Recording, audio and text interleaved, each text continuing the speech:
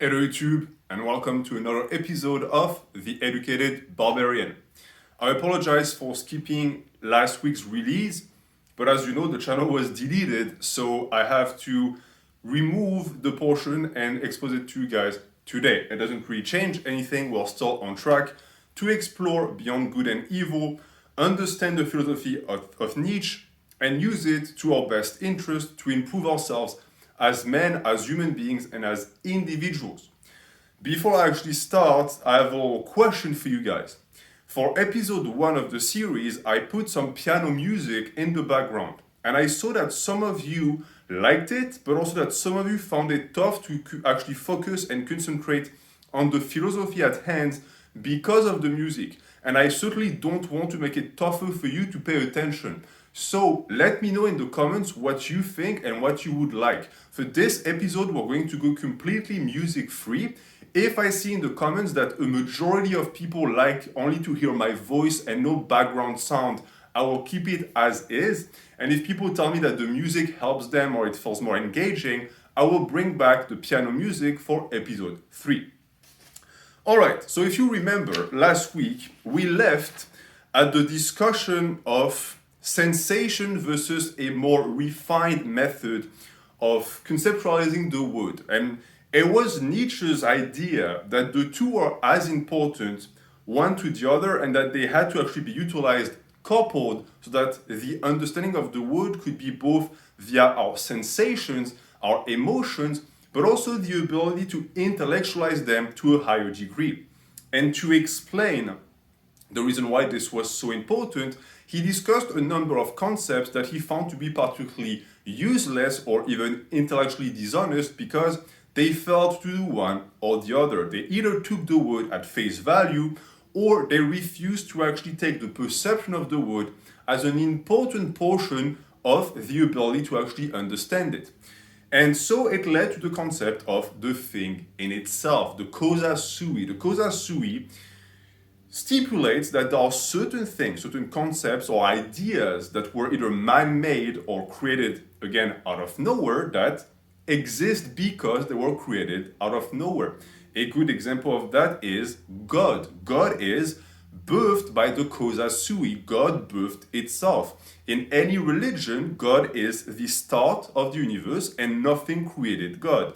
But the issue is that this quickly leads down a rabbit hole of asking, okay, well, if nothing created God, then what existed before God? And if nothing existed before God, then what was that thing? What should we call the absence of existence, the absence of time and space? Can we even give a name to that? Can human beings even conceptualize such a thing? Nietzsche has a problem with the concept of the causa sui because, as you understand, it kills discussion. You cannot argue with it because the argument is the argument itself. Why does God exist? Because he exists. Who created God? God created himself. Who created the universe? God did. Okay, all of that is nice and well, but for someone who wants to look for the truth, it cannot be accepted. And it's for a reason that is actually quite simple. A theory only has worth in its refutability, meaning that, unlike what many people might think, the best theory or concept is not one that is ironclad, that is untouchable, and that cannot be refuted. I know that we live in the age of debunking, and therefore people always look for a theory or a concept that cannot be debunked. But that is stupid because that type of theory tend to be completely uninteresting or they're just simply fallacious. They don't have any validity in itself because they cannot be refuted. And because of that, they also cannot create discussion that tends to lead to a higher state of truth, a more refined state of truth. And a good example of that in the book that Nietzsche utilizes is free will. Free will is one such concept that for many people can be explained via the causa sui, the thing in itself. What gives birth to the will? The will. When you will something, what wills it? The will. Again, we go back to a reduction ad absurdum. It always goes back to that same core principle of the thing that creates the thing, and it never stops.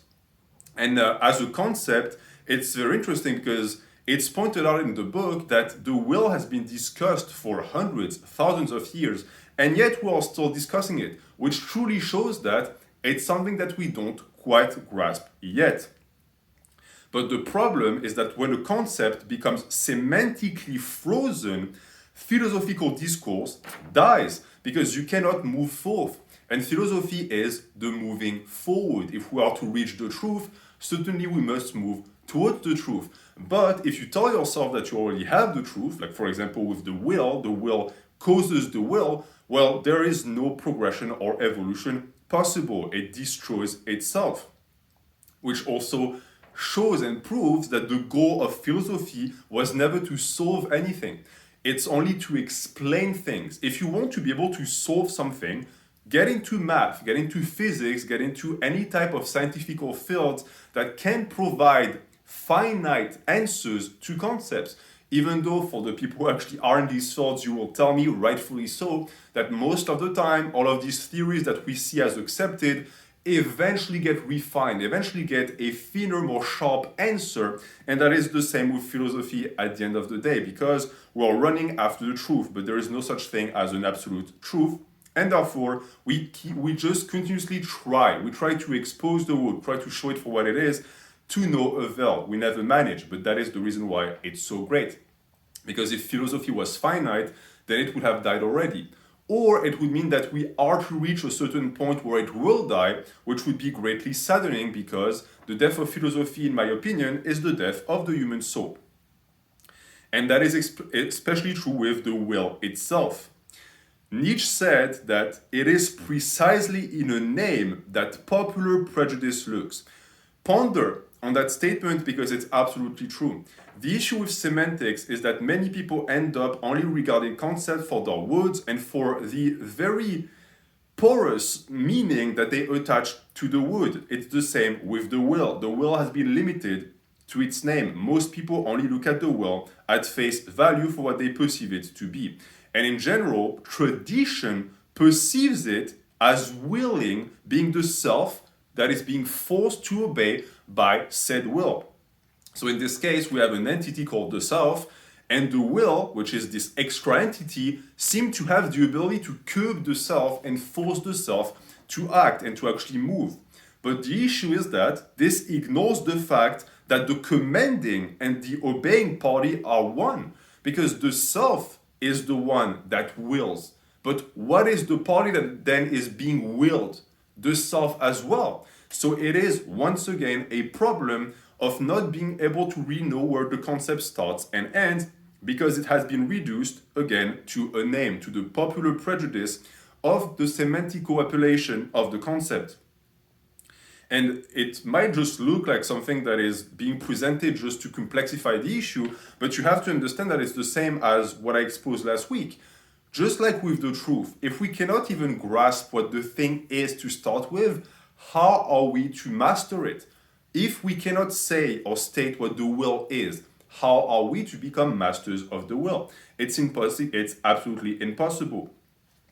And since Nietzsche proves that here what wills and what is being willed is the same thing, then when you look at the popular interpretation of the will, it is correct to state that the appearance has translated itself into the sentiment, as if there was a necessity of effect. So you take a word or a concept like the will, and what it means, what the will means, is going to be simplified to such a great degree that once it is simplified, the name itself will immediately invoke in the head of people that very sentiment. And it's going to be something I'm going to cover as well later on. If you don't understand this, I have a much better example that comes later. But the only thing you have to grasp from what I just said is that by doing so, again, we only look at concepts at face value and we never become able to understand them fully.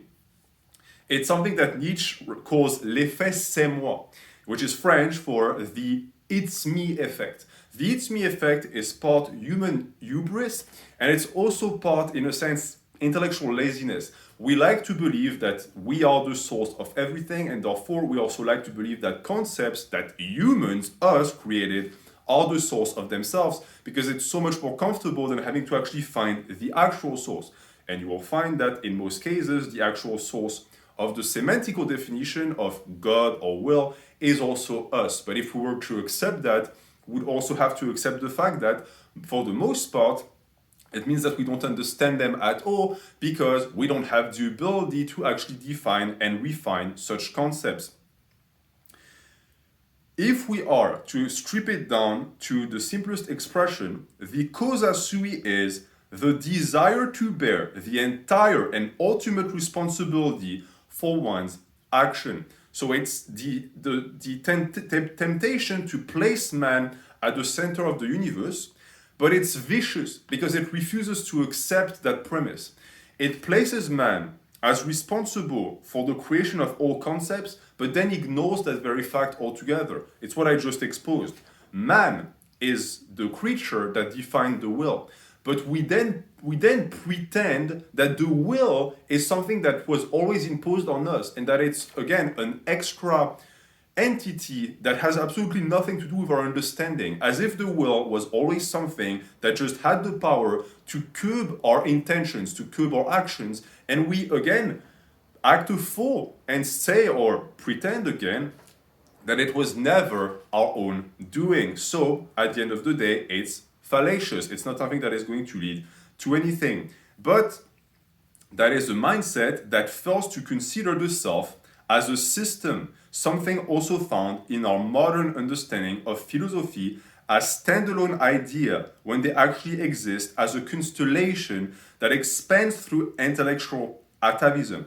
So I'm going to start with this, and then we're going to branch up so that I can actually explain to you what I mean by this. So in this case, if you look at philosophy, many people tend to believe that different branches of philosophy created themselves, and that when there is a new branch that is birthed in this world, it is birthed out of nothing, or it is a new creation, it's original.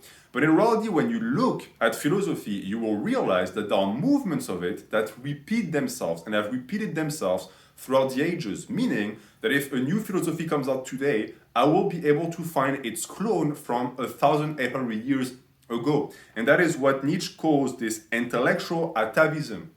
Philosophy gives birth to itself because it's part of the same momentum, and because it is created by humans, it is therefore obligatory that there will be some parallel thinking. It's also what I meant when I said that the big issue with the causa sui is the willful ignorance of the hand that human beings had in the creation of concepts, because we create them and then we pretend that they always existed outside of our existence or will, and therefore we lose the ability to actually connect with them or explain them in any shape or form. And that is because we refuse to consider the self, ourself, but also what surrounds us as a system that is interconnected. And for the people who, again, look at philosophies as being standalone, or even worse, as being opposed, because there are people who are going to pin two schools of thoughts and say, well, this one is the enemy of this one. That is not true. And many people who read Nietzsche make that mistake, and they say, oh, he hated Stoics. Not true. He disliked some part of the philosophy, but Nietzsche himself is a descendant of the Stoics. A large portion of his philosophy is highly Stoic, but it's something I'm going to keep proving as we advance. So that was for the concept of the will. But keep in mind that all that I just said confirms that our sensitivities are a key aspect of the creation of ideas. The subjectivity that we have, the cultural understanding of concepts that we have, is in direct correlation with the way we then create new concepts. And that, of course, makes a ton of sense. And we have also to understand one thing, and it's pointed out by Nietzsche as well, that ideas aren't cold things, but rather they are similar to stars. So it's quite poetic to start with, but most importantly, we have this tendency, and it's true in philosophy, it's true in exercise science, to regard theories, or to, again, regard any type of ideas pertaining to the creation of new concepts as being cold, as if they were entirely removed from the subjectivity of the author, as if they, again, were just created out of nothing. The causa sui, they caused themselves. And if something gave birth to itself, well, therefore there is no paternity. So you cannot trace it back and say, oh, it came from this guy, or it came from this school of thought. And that, for a lot of people, is what they want. It's what they want. I hope not. It's what they want. It's what they seek. Why? They do not want you to be able to trace concepts back to them, because if the concept is wonky, it's going to prove that they themselves are at fault in a sense. But worse than that, because you can link the concept to them, you can start asking the question who instead of what. Instead of just looking at the concept as the standalone, again, code envelope, you can instead look at the author and think, okay, why did this concept get created? What justifies it? What motivates it? Actually, when you start thinking in these terms, you will get to understand that concepts become more clear because you see them for what they are, the subjective creations of subjective creatures. And so, because these ideas are the result of not only ourselves, but also the world around us, which has an influence, of course, on the creation or the person that creates them, it is absolutely impossible to state that you can have an objective thought or that a theory is objectively correct. It is always colored by the influence of the creator or by the world that surrounds it. That is the acceptation of subjectivity at the center of human intelligence. It's incredibly important to grasp that, to understand the philosophy of Nietzsche, but also to see this word for what it is. Keep in mind, to go back to the concept that we started this entire paragraph with, that this doesn't disprove free will. Because many people hear what I just say and are going to think, okay, well, if we made up free will, or if we made up the concept of the will to start with, then at the end of the day, isn't everything determined? Isn't there a fate that decides all that we are to do? Is everything already written on stone and that therefore we are just slaves of our destinies? That, of course, is not the case. What Nietzsche offers to you is a gradation to the concept. He's not saying that will doesn't exist because we cannot prove it exists. He's saying that it is only a question of strong and weak wills. So he extirpates himself from the equation altogether. He's not falling for the trap of discussing whether the will exists or not. Because if you try to prove the will, for the most part, you end up again engaging in the causa sui, because the only way to express or explain the will is to experiment with the will, and when you do, the only thing you find out is that the self has the ability to will itself. Okay, great, but that doesn't prove that it exists. It just proves that you can make use of it. You cannot close your hand on the concept because, again, it is not actually something that is tangible in the air. The will is not just moving around us like this.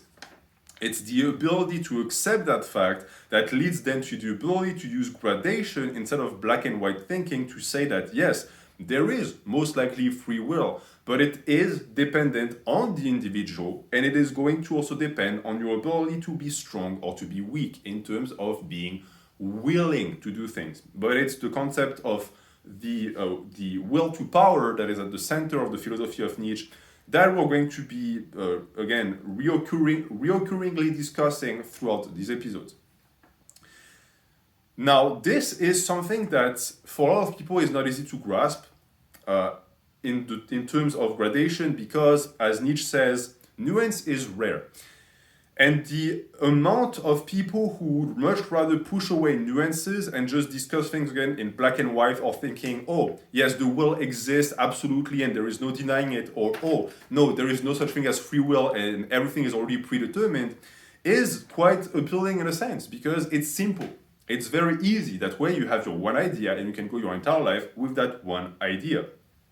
As the author would say, in what strange simplification and falsifications man lives. That is what he would then christen the will to ignorance, which at the end of the day is much closer to a motive than the will to truth. Most people have a will to ignorance, meaning that every single intellectual endeavor they engage in leads to the ability to completely ignoring portions or even entire segments of the world. And it's something I want you to keep to heart because we're all guilty of that to an extent or another. We are all very prompt to simplify things when they are so complex that they start to make us feel bad because we cannot wrap our arms around them, and therefore we decide that it's better to just cut them in half. Well, the only thing you do is you sabotage the truth, you savage the truth. According to that type of mindset, there are no opposites, only degrees and refinement of gradations. And that includes morals that are now a part of our DNA because everyone is, in a sense, impregnated with morality, participates in the simplification of the word. Because, as you will come to understand, the issue with morals is that they tend to do that as well. There is no degrees of or refinement in morals. It's either this way or that way, and there is no discussion to be had. Even worse, morals tend to again spread throughout society, and everything must share them with no distinction. If you refuse to share the same morality as your fellow citizens, you are going to be ostracized. And that is, in a sense, a form of intellectual tyranny, and it's a form of laziness because you never actually have to think. You are being breastfed ideas. And so, this simplification of the word leads to a lack of efficiency. Something that is paradoxical because you would think that if you could have a system of thought that everyone is going to abide by default, which is morality, then it should be extremely effective. And that is true only if the morality that you're going to subscribe to is effective itself. Because if it's not, it just means that a large portion of people follow wrong ideas. But because they are never to be questioned, they tend to lead to stupidity. And it's something that we see nowadays where the good, solid morals that we used to be able to bank on to actually lead people towards a better life have been replaced by new tenets that do the exact opposite. Now, you will see something with morals as well that is quite striking, and it's in a sense an iteration of people that I'm sure you have met in your life that grab onto morals, refuse to question them or to think about them for 1 second, but seem to be willing to die for them at no benefit to their own life. What they're doing is they're suffering for the sake of the truth. And it's something that I'm warning you against, that Nietzsche warns you against as well, because when you do that, it removes your neutrality and it makes you headstrong against objections. To give you an example of this, if you have a very strong principle or a very strong moral stance on a certain aspect of life, that is good. It's very important to have these. I'm not telling you to not have these. But you have to have the ability to not be married to them, because if you are going to have a very difficult time actually developing the ability to argue for that idea, because it's going to be something that you just accept as is. And that is something that you see a lot when people argue morality. They go back and forth, but nothing happens, and the discussion doesn't go anywhere. Why? Because the people who defend the ideas are suffering for the sake of the truth. They are sacrificing themselves on the hotel, the mountain of morality, but they've never actually thought about what type of morality they were defending, what it did for society's sake, etc., etc. Objections are not bad things. If anything, they reinforce your principles. If you point out to someone that what they're doing might be incorrect in life, if they are able to come up with a counter-argument, what it does, it reinforces that morality in them. But when that questioning never happens, and when you recoil, when your morality is being questioned, that's when there is a problem, because it's dishonest. And it's also dishonest because a valid truth, meaning a concept that is sound, would not require that type of protection. If you have to get to a certain degree of strong emotions, if you have to defend morality for morality's sake, and if your only argument is, well, we've always done it, or it's what everyone does, or it's good, it's the good thing to do, then you are being dishonest. And on top of that, what you defend is most likely not the truth, because I can tell you that for me, for myself, I have a stance on morality, I have my principles, but if you ask me why, and you start getting practical, I can get quite practical, because I personally perceive morality, but even religion, if we are going to go that far, as rules that were put in place by men because they understood that it would make society better. The issue is that we slowly stopped taking a look at these tenets, and nowadays they have been perverted to the point that they make our lives worse, but we are not aware of that because we have stopped questioning them, because we take them as sacred. Morality is not sacred. The ability that we have to use it to make life better is. That is what the difference is. This inability to confront ideas for their practical value leads to a perversion of intelligence, exemplified by moral indignation, an inability again to make use of force to argue, leading to victimization. And that's something that I'm sure resonates with a ton of you. You have met people like this. People who defend morality, a certain stance on morality, but the only defense mechanism they have is to get upset or to get offended. And they'll say things like, how could you say that? And oh, saying that makes you a bad person, or maybe even saying that makes you a racist or a sexist. All of that, at the end of the day, is an admission of defeat on their part. They are not able to engage in ideological battle on the ground of intellectual power. So they resort to victimization, which, if you actually try to think about this for a second, is quite strange, because it should be an admission of defeat. You are presenting yourself as being victimized by my words and thoughts because you cannot defend against them. And so, in a sense, you are turning your back and you're showing your hands.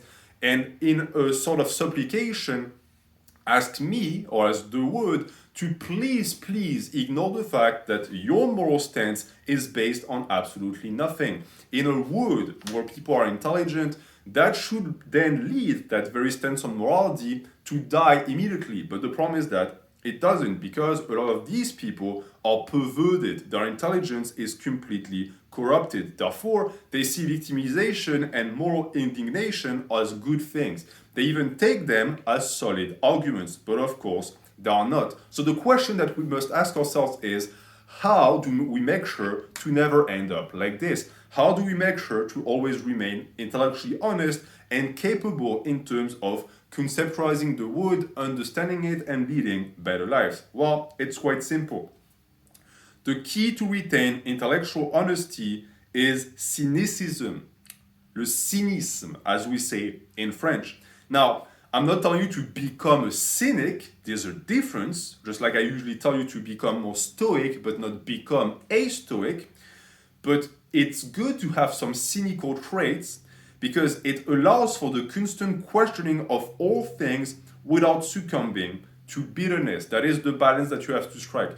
It's also very possible to become too cynical and to start observing everything in life and to always come out with a pessimist, very negative outcome every time you question your role in this universe, the reason for your existence, etc., etc. It's possible, but you cannot do without it.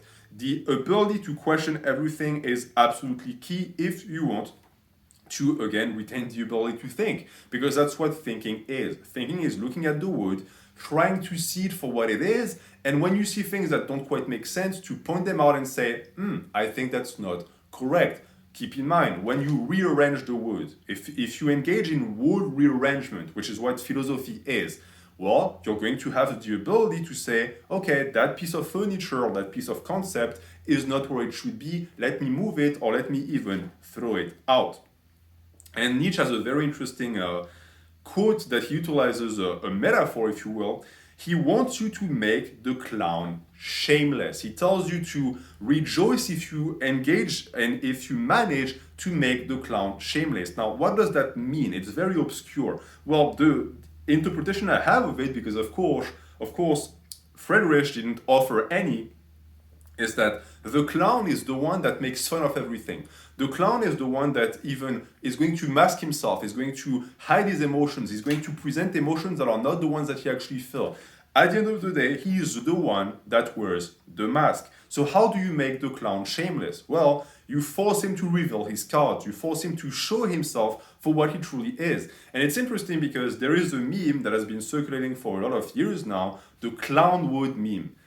It's insane because it aligns perfectly with the metaphor and the imagery that Nietzsche selected here. Yes, this word is a cloud. This word is not what it actually is. It shows one face, and then underneath the surface it is another. It is highly hypocritical. The values that is apparently being defended by the people who subscribe to that type of mentality are not the ones that they actually defend. All of that is because they are clowns. But if you manage to make them shameless, if you make this clown word shameless, you see it for what it truly is. And the only way to do that is being cynical. Because if you take everything at face value and the clown does poet poet and I'm very happy, well, if you just buy that, you will never see for what it actually is. Purely cynical discourse reduces man to nothing but mean instincts. For example, hunger, sexual instincts, vanity, what a lot of people nowadays would call evolutionary philosophy, even though back then it did not exist. This is why I have a tendency to think that Nietzsche was a visionary in a sense, because he perfectly understood that a large portion of what we do comes down to what we are and not the other way around. It's not culture that gave birth to biology. That is completely nonsensical. It's again the causa sui all over again. We created ourselves. Oh, it's a cultural. What do these people say? It's a cultural construct. Of course, everything is a cultural construct. Why? Because culture is the creation of men. The creation of men meaning what? That we created everything. Can you believe that? You created your own biology by creating culture. Does that make sense? No, of course not. Biology precedes culture. So by default, we know that biology gave birth to culture. But if you don't understand the mechanisms at play and the reason why these people engage in such lies, because they're clown again, you'll never be able to actually see the world for what it is. This is why being cynical is very important.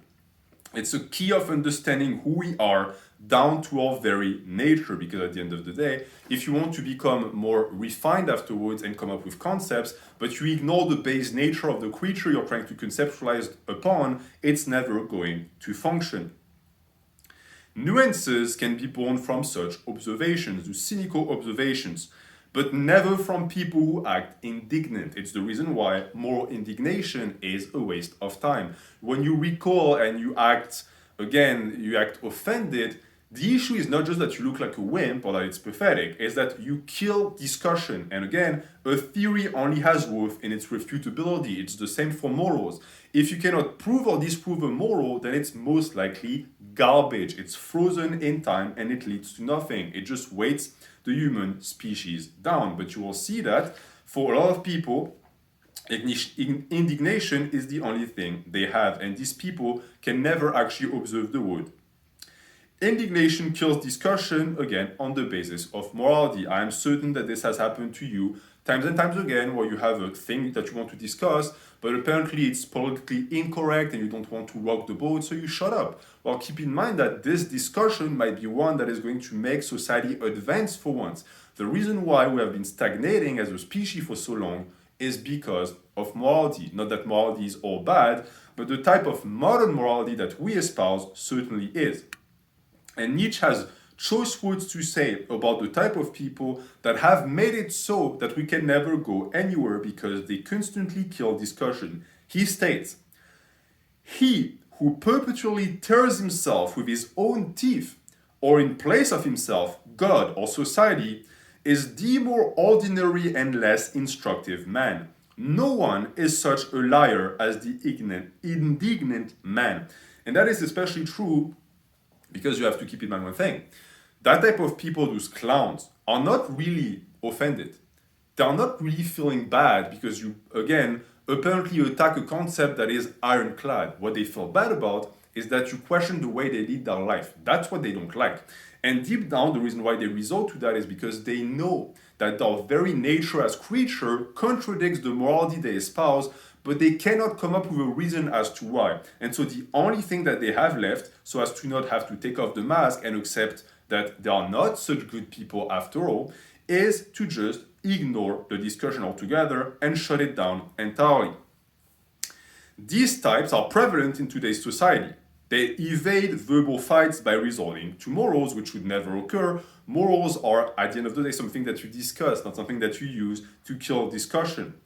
By doing that, they turn themselves into pseudo, and by themselves I mean the morality, they turn morality and moral tenets into pseudo-religious scriptures. It's the reason why, again, you have to keep in mind one thing, even though many countries have moved away from Christianity, they are still deeply religious in their methods of functionment. Why? Because they have replaced God with modern morality, with humanism, with progressivism. At the end of the day, these are still churches, these are still courts with a set of morality that is keeping the power in place, keeping the discussion down, and perpetuates humans that don't really think about the way they're leading their life. Another quote: "The fatalism of the weak-willed embellishes itself surprisingly when it can pose as la religion de la souffrance humaine." this means, in a sense, that martyrdom leads to the refusal of examining our deep nature and morals. Now, to go back again to the question of the will, you will find that the type of people that tend to say that will doesn't exist and free will doesn't exist and everything is predetermined tend to be people with very weak wills. And the type of people that say that free will is a thing and it's absolute tend to be people with very strong wills. It's what Nietzsche was saying in a sense. It's a different perspective. Of course, someone who sucks and who cannot take decisions to save their lives would want to believe that they're not in control. Because if they can tell themselves that, then they can protect their ego. That is morality. That is using morality to protect yourself. On the flip side, someone who is a killer and who is crushing life and who is dominating every single environment they enter would want to believe that it's because of them. They would want to believe that it's themselves. L'effet, c'est moi. Both of these types engage in that type of mindset, but for different purposes. One is going to relinquish the will as being something outside of them they cannot control, and the other one is going to say that they're the ones that are willing themselves to will. But the result, at the end of the day, is the same. Here, Nietzsche is only describing one type of man, and it's the one with the weak will. That is going to, again, embellish the inability to take decision, embellish the ability to get offended as something that poses as la religion de la souffrance humaine. Again, it's suffering for the sake of the truth. It's victimizing the self because it is morally right. We will prove later on that none of that is true, but it's something that a large portion of society still believes to this day because the figure of the victim is much higher in our common consciousness than the figure of the hero, and it didn't used to be that way, and it's the reason why things are going the way they are in the world. Now, if we are to look at the opposite and look at the flip side, as I described, I gave you keys to retain intellectual honesty via cynicism. But how do we make sure to never become the type of weak-willed man that is going to hide their weakness behind morality? Well, it's very simple. Those that refuse to enslave themselves are the strong. And staying independent from pre-made ideas is being strong, because it's being, again, independent. Now, as you can see, this also means one thing. The people that use morality as a shield also are being used by morality. We're getting into something that Nietzsche never actually discussed much, but it's the sentient possession of concepts. And maybe I actually have a video I want to make about the concept because it's fascinating, but concepts can possess people. It's like physical property and possessions. What you own can end up owning you. How is that even possible? Well, it's sort of the Causa all over again. It's not really that the concept possesses you. It's that you have manipulated yourself into believing something to a point that you have lost control over your own life, and that the concept, quote unquote, controls it. But at the end of the day, it's because of your own volition. You have decided that. And for a lot of people, it's something that they actually seek. They want to be able to relinquish their responsibility. They want to be able to be guided through life by something else. It's why those moral tenets that are so toxic nowadays are also so widespread. It's because they're comfortable. If they were not comfortable, they would not be so widely espoused. And to refuse that comfort, again, is to be strong. To refuse to be enslaved by morality is to be strong, because you are going to make your own ideas. You're going to make your own concepts. But the issue is that it's, of course, not easy. As Nietzsche describes, it is like entering the labyrinth of consciousness without a safety line. You're essentially going down the path of trying to figure out the world without the ability to either copy what other people are doing, copy what your co-citizens or compadres are doing, which is going to lead to your ostracization, and you're going to be separated from the group. And on top of that, it's going to be very difficult to actually navigate because you cannot follow anyone's track. So not only are you not in a group, you cannot hope to follow someone that is in front of you, but worse than that, when it comes to actually exiting the labyrinth, you're never going to be able to do it most of the time because you are by yourself and there is no safety line.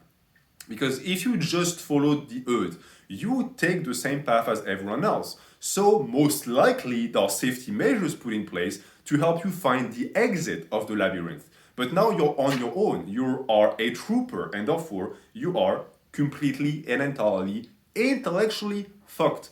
Because it is a risk to take to actually go into that labyrinth by yourself. Not just because you're going to be isolated from the group, but because you are going to be isolated from the very ability to think in a fashion or way that you have ever been prepared for. And that is where the Minotaur is actually lurking. If you look at the mythos surrounding the Minotaur with Daedalus and with the labyrinth, it's a metaphor. You don't have to take it at face value. It's not a guy that goes into a labyrinth to fight a cow. It's much more deep and much more developed than that. I don't know if I'll have the time one day to explain it to you, or maybe if some people in the comments want to explain it to the group. But it's very interesting. So that is what you're going to be doing if you refuse to follow morality. You're going to enter, and once you enter, you can never go back. That is also the sad truth. It's again a concept that meme culture has replicated.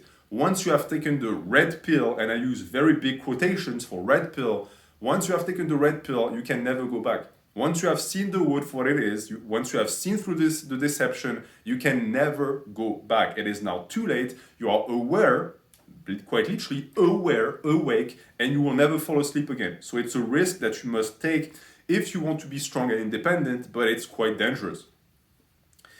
Now, the idea is that such a one will produce, the one that entered the labyrinth, must appear follies to the mediocre man, as crimes even, meaning that you're going to enter that labyrinth without the group, and if you manage to make it out and you speak about what you saw, people are going to think that you are entirely crazy. I'm sure that many people can relate.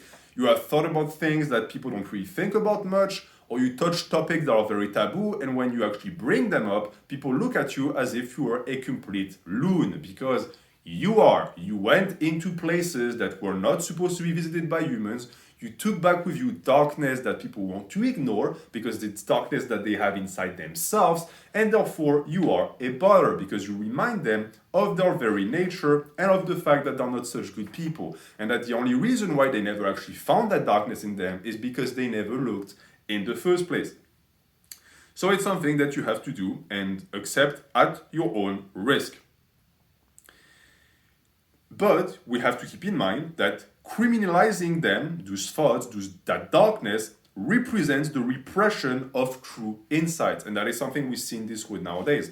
That type of truth, that type of willingness to engage in that type of discussion is outright banned in some countries, where you will actually get jail time for discussing certain topics because they are seen as bad. Again, based on what precepts? The precepts of morality, meaning that it's of course absolutely untrue. These precepts are not bad, it's just that they are uncomfortable and that they lead down the path of uncertain truths, and those truths are better left untold, at least according to the people who are responsible for making these laws.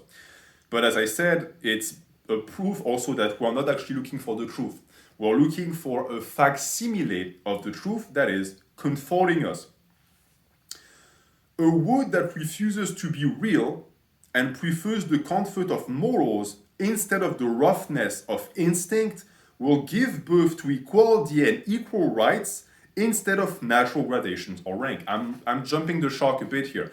But for the start, essentially what all of that boils down to is that because the wood and the vast majority of people refuse to enter the labyrinth, they don't really see the wood for what it is. So they don't live in reality. And it's something that you will notice with people where you'll talk to them and you'll think, wow, are we living the same existence? And the answer is no, because they refuse to see the wood for what it is. The experience that they live is through a scope that is covered in dust. So of course they cannot actually perceive it properly. But again, keep in mind that since most people are like this, you are going to be the one who is going to be pointed out as being wrong. You have to accept it. It's not comfortable, but it's the way to go, in my opinion. Now, that is the comfort of morals, as I said. Right? It's opposed to instinct and the ability to actually go back to our true nature as creatures. And as Nietzsche says, it's the reason why this type of society always gives birth to precepts and concepts such as equality and equal rights, which, if you take a close look at them, don't really make any sense, because nature doesn't make us equal. nature has a way to actually put us at odds with one another. We look different. We have certain talents and talents that are developed pretty much in the first few years of our life. We are going to be either cursed or blessed with disease. All of that shows that nature itself doesn't want equality. We want that. Why? Because it's comfortable. We want to mold the world around us so as to camouflage it as much as possible. Again, it's clown wood. We are a weird species. We're the only species on the planet that refuses to just live on planet Earth and accept nature for what it is. It's our strength. It's also a weakness. We shape the environment around them. We don't only let it shape us. But a lot of people have started to believe that they are the one shaping and not the one being shaped. And that is absolutely untrue. It's the reason why so many people who are so inclined to talk to you about equality really struggle with the fact that true equality, absolute equality, will never be actually manifested on this planet. It's absolutely impossible. The only way to do it would be to entirely remove the human species from nature, which would lead again to the destruction of what humans are. Because inequality gave birth to us. Inequality is what made us strive towards an equality that can never be reached. It's where actually a lot of people get Nietzsche wrong. He is not opposed to equality. He's opposed to people who think that it's possible to achieve it, or people who think that it's irrevocably correct, and that trying to get proper and full equality is going to lead to global happiness. Of course, it won't, and I think we see that every single day. What he prefers is the gradation of natural rank, something that nature gives birth to and that humans tend to then copy and just follow because it's what is making the most sense. And you see that in non-Western civilizations, you see that in certain pockets of development where humans are still espousing these values. Now, do these values give birth to injustice? Yes, but does equality give birth to injustice? Yes, as well, because injustice is also part of life. And it's the same for equal rights as well. Equal rights don't really make a lot of sense because we don't have equal duties and we don't have equal responsibilities. We're not all equal in the face of the law, even though technically we're supposed to be, which shows that all of that equality in reality is just a balancing act that we're not really dealing with well. When you engage in that and when you create all of that equality, you ignore the notion of perspective morality. And that is something that is important to grasp. Nietzsche is not again opposed to morality. He's opposed to the inability of people to accept that their moral ideas are based on their sensitivities, their cultural background, and their benefits. Meaning that your morality is not going to be my morality, but we could discuss morality and get to an agreement if we can practically prove that one or the other is the best. But it's that perspective that needs to be kept in mind, because if you just say, well, this is morality and that's it and that's what we'll do for the rest of times, you kill the very concept and the very, in a sense, importance of said tenets, is that they're supposed to help humans. Morality was supposed to be created to guide us. And I have a quote for that. That which serves the higher class of men for nourishment must be almost poison to a lower order of human beings. Now, straight up, if you cited this today, in today's society, you would be called a fascist. You would be called an authoritarian asshole. Why? Because he clearly tells you here that from individual 1 to individual B, because there are different people, the same concept will be nourishment to one and poison to the other. And he clearly makes a distinction between a higher class and a lower order of human beings. And a ton of people would get very upset at that because we're all equal. And since we're all equal, if you point out at someone and you say, hey, you're my inferior, you are discriminating against that person because you are pointing them out as being less than human. That is not true. Why? Humans exist in hierarchies. If I tell you that you're my inferior, it doesn't make you less human. It makes you more human. If I pretend that you're my equal, even though we both know you're not, that is in a sense dehumanizing. We are pretending to be something that we're not. And this is what he's pointing out here. And he's absolutely correct in his assessment. the very same concept or way of life or environment for one man will be poison to another man. And this leads to the discussion around class warfare. Why are there classes distinction? Why are certain values high class and other low class? Is this discrimination? No, it's just the reality of life. Humans always organize themselves in castes and in classes, not because it's what culturally we always tend to do, but because it's what biology dictated. And then humans, who are not that smart at the end of the day, just copied the biological hierarchies and then just passed them down and said, all right, well, biologically that group of people is better, so socially we're going to make them better. What you can argue, however, and something we're going to argue again, is that the issue of this is that sometimes the societal hierarchy becomes cemented even though the biological has shifted. It was true with the aristocracy. The people who became aristocrats tended to be the best of the best, but their descendants were not, and yet they retained the ability to have a higher social class, which then was unjust because according to nature, they should not have been able to retain it. But again, it all goes back to nature. Nietzsche would have told you that it would be a good thing if these people got killed because they were usurping a status they did not deserve. I'm going into a certain degree of discussion that is reserved for the next book. It's very interesting. You'll see that we're going to revisit that at some point. But that question of perspective also explains why victimization is so prevalent nowadays. Is that when you victimize yourself, it's a last-ditch attempt at obtaining equality through a pervert way, in a sense, because when you victimize yourself, you essentially ask the strong if they could start to treat you like an equal because they're oppressing you, which makes, again, no sense whatsoever because you would think that the strong would just say no, and also that the weak would be aware that that's what they're doing. But many people who victimize themselves don't do that. They don't think of that. They just think that it works.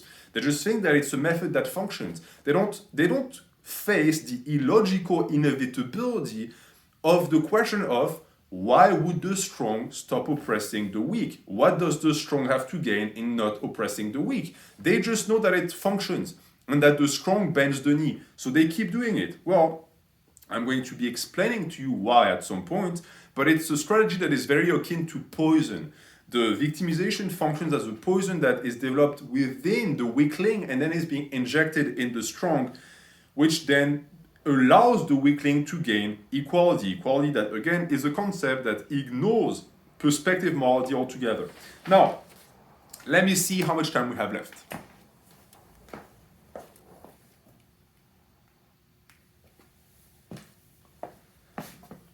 All right, so what we're going to be doing is that this was technically only half of the episode, but as always, I like to discuss philosophy so much that it just keeps on going and going. So, this is going to be it for today's episode. And for next week, what you can look forward to is going to be a discussion that is going to be centered around the difference between aristocratic and plebeian taste. That distinction that then refutes also the very principle of equality, how the sentiments of morality have played a role in this, why they must be questioned, what happens when you question them, what is at the core of it, which is the will to power, and also the discussion surrounding the creation of a man, of a human, that would possess the ability to exist above morals, introducing something that we'll see in part 4 when we discuss the birth of new philosophers. Thank you for watching. Have a good day.